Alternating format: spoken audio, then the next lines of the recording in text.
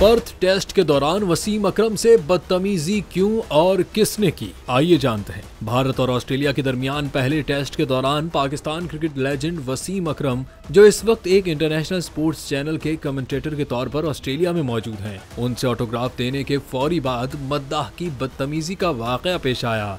जराये के मुताबिक ये वाकया गैर नस्ल परस्ती की नौयत का था, ताहम मकसद अभी तक वाज़ेह नहीं हुआ। क्रिकेट ऑस्ट्रेलिया ने ऐसे वाकयात को रोकने के लिए हिफाजती इंतजामात मजीद सख्त करने का इंदिया दिया है और सिक्योरिटी इक़दामात सख्त किए जा रहे हैं। कमेंटेटर्स को अब स्टेडियम के अंदर से गाड़ियों के जरिए पिक करने का ऑप्शन दिया जाएगा ताकि उनकी हिफाजत यकीनी बनाई जा सके।